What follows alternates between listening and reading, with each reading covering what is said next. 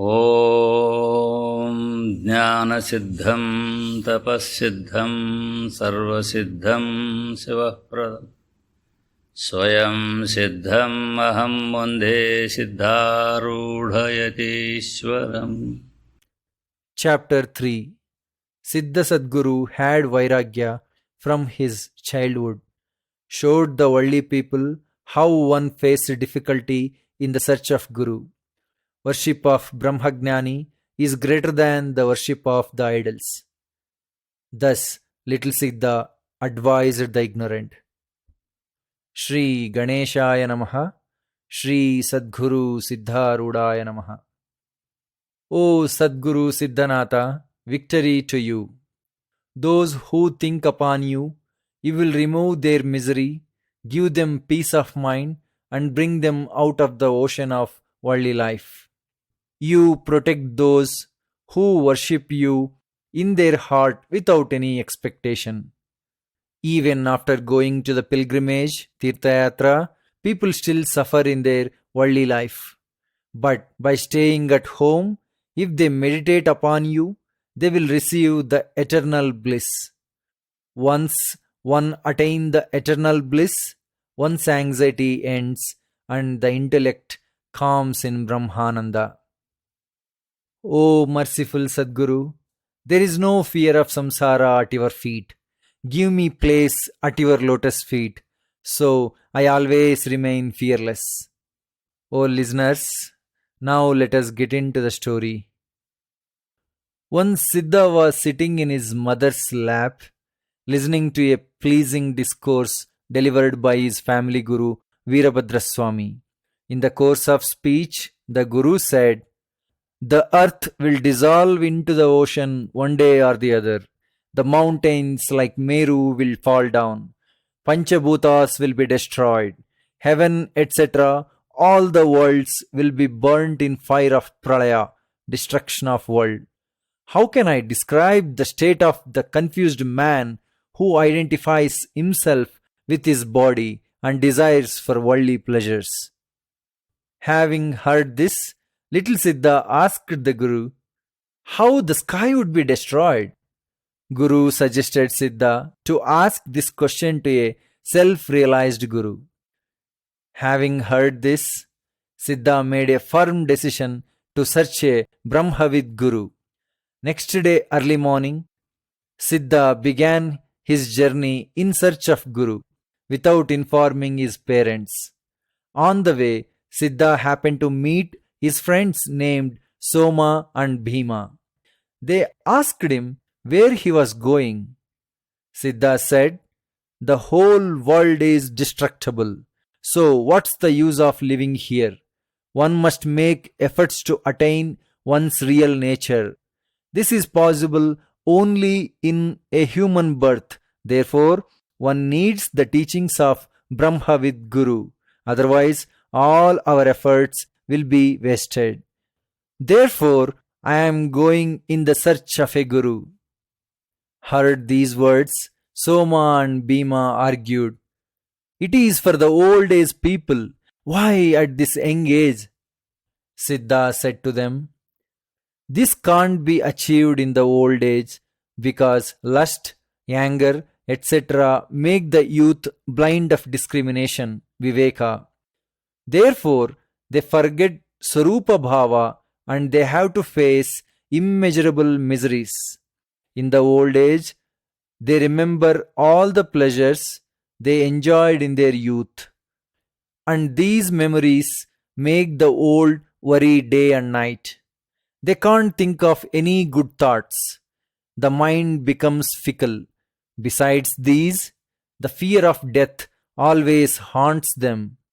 Thus, people are troubled in the old age, and even the teachings of Vedanta will be of no use for them.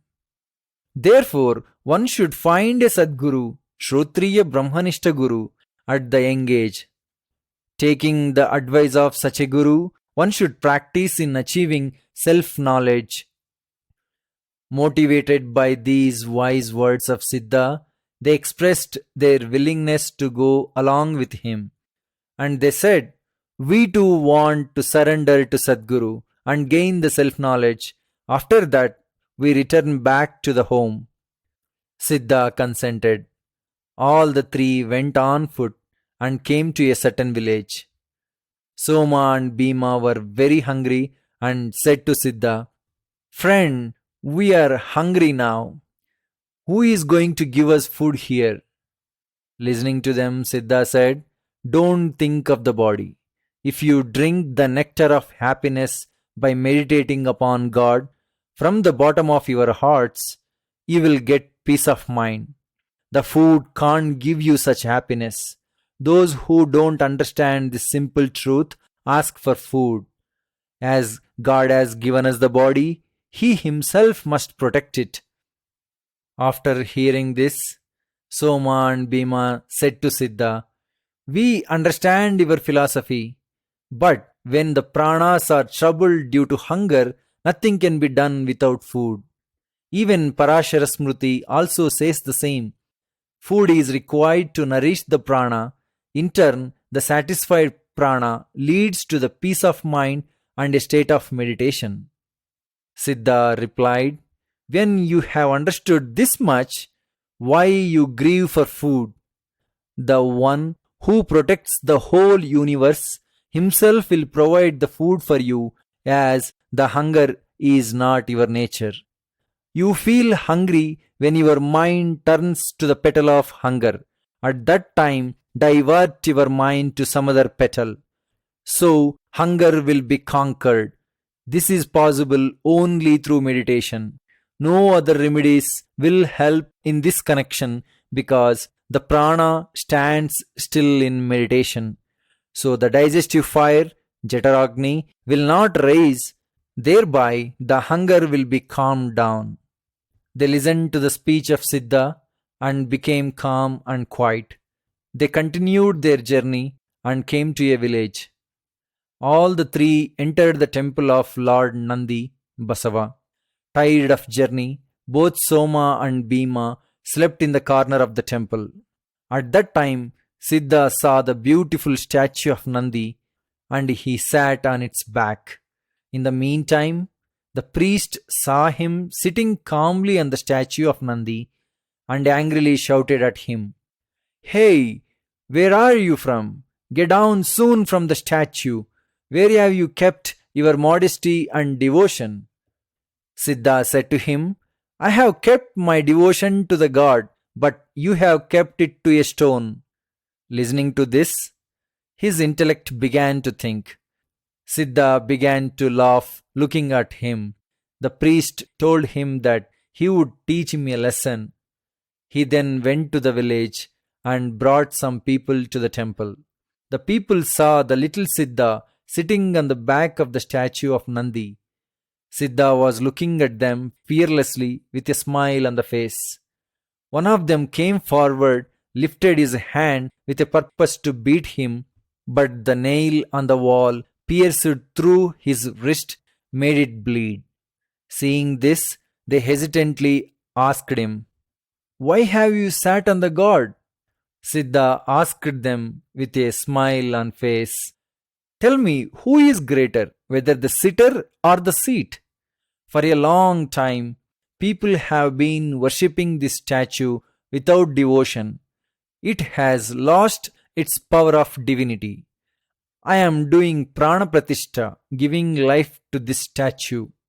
The people surrounded there were wonderstruck and surprised to listen to the wise words of the little boy, and they began to talk to one another. His words are valuable. His words are very knowledgeable. Though he appears in the form of a child, he is a great man. They all fell at Siddha's feet devotedly.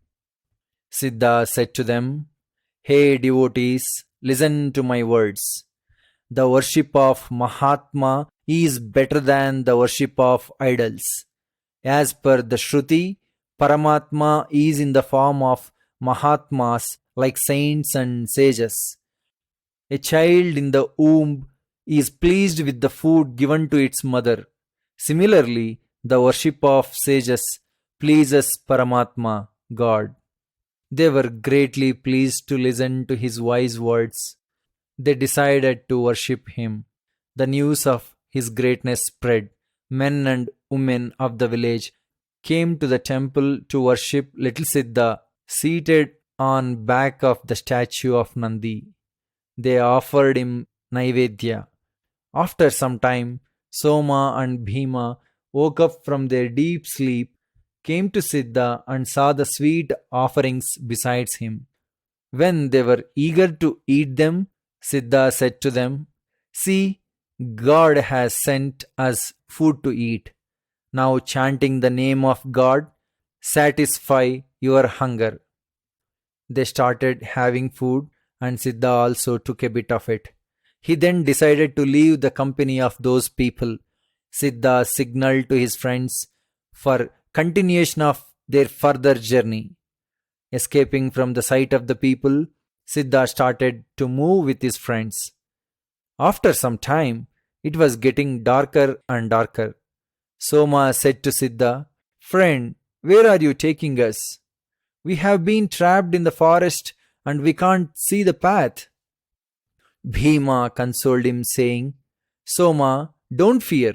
God is always with us and He will protect us. He is our best friend at the moment. Let's move courageously depending on God." But Soma was stepping with hesitation. A sharp thorn has pierced Soma's foot. Not enduring the pain, he began to cry and started saying like, "I made a mistake by coming over here. What shall I do now? If I remain alive, I will not make friends with such people." Both Siddha and Bhima held his hands. When they were walking through the forest, they heard the roar of wild animals. The frightened Bhima said, "Siddha, I am frightened. Let's reach the village quickly. I can't walk through this way." Siddha replied to him calmly, "The path to search a guru is rather difficult. One cannot proceed with the Dehabhimana, body conscious. If we remember the Janma Dukkha, the pain that Jiva experiences at the time of birth, this Deha Dukkha, body sorrow, seems very little. This Deha Dukkha can be removed completely by the self-knowledge given by Sadguru. Only when one can bear Deha Dukkha, one is eligible to serve Guru. Without Guru Seva, one does not get the grace of Guru. This grace of Guru enables us to cross the ocean of bondage, worldly life. One must pass the test of Guru and should not leave the path of eternal bliss. If one is scared of these little troubles in the path of eternal bliss, Sadguru would not grace for the ages." They both said to him, "O Siddhamuni, we love to follow you, but we don't have sadhana sampatti to get a Sadguru. This path of God realization is suitable for the great men like you and not for us. Now we are scared to go further. So, show us the way back to our village." Siddha showed them a lamp which was in the left direction. Then they all began to walk towards the lamp. At last they reached a village. They were exhausted with a day's journey. Then they slept in an old temple. The part of the wall of the temple fell down due to heavy rains. Both Soma and Bhima were frightened to see this. They said, "We are in trouble. It happened so because of the company of Siddha. We don't know whether we live or not." When Siddha heard this, and he said to them, "We have come in search of a Sadguru. Why do you think of the body? You wish to come to the village, but you are not happy. If you get the desired object, you will still remain unhappy. Every time when you get the objects you desired, the mind leaving them and desires some other objects. So one should, however, control one's mind wisely." Meanwhile, it stopped raining. Soma and Bhima felt very hungry. They decided to go into the village for the bhiksha when Siddha was asleep. Both of them went to the village for the bhiksha and stood in front of a house. The owner of the house, looking at them, said to himself, "These are the thieves. Day before yesterday, they stole our buffalo. They have come here to spy by dressing like saints." Both said to him, "Master, we are not the thieves. We have just come to the village. We are hungry and we have come here to ask for some bhiksha. Master, please show us some mercy." The owner became very angry and chased them to beat. Soon they went running. The night watchman held them, asked them who they were, and warned them not to wander at night. He further told them to spend the night in the temple and leave the temple early in the morning. They came back to the temple very sadly and found Siddha sitting happily. Siddha said to them, "Without believing in God, you went to ask for bhiksha. When I was meditating upon Shiva, the priest came here with the offerings, food, fruits, etc. Having dedicated the offerings to the god, he kept them here. You are hungry now. I have kept the food for you." Then all the three, after having the food, they spent the night there.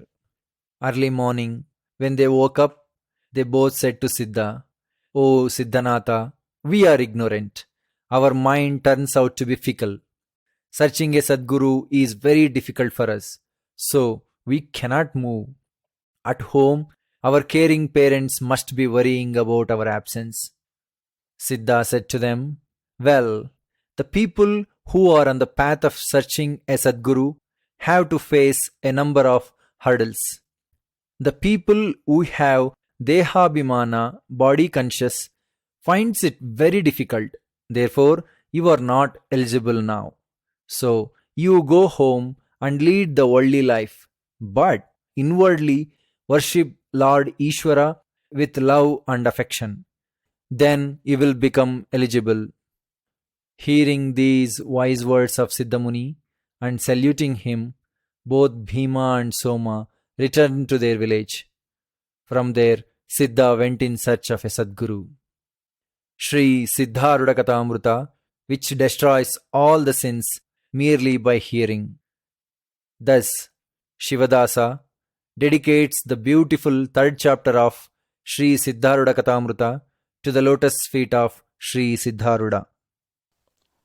ಸಿದ್ಧ ಸದ್ಗುರುನಾಥ ತಾ ವೈರಾಗ್ಯ ಬಾಲ್ಯದಿ ತೊಟ್ಟಿದ ಬದ್ಧರಿಗೆ ಗುರು ಶೋಧ ಪಂಥದ ಕಷ್ಟಗಳನ್ನೇ ತೋರಿದ ಮುಕ್ತ ವಿಗ್ರಹಕ್ಕಿಂತ ಜ್ಞಾನಿಯೇ ಪೂಜೆಯೇ ಮಿಗಿಲೆನ್ನುತ್ತ ಬೋಧಿಸಿದನ ಜ್ಞಾನಿ ಜನರಿಗೆ ಸಿದ್ಧ ಬಾಲನು ನಲಿಯುತ್ತ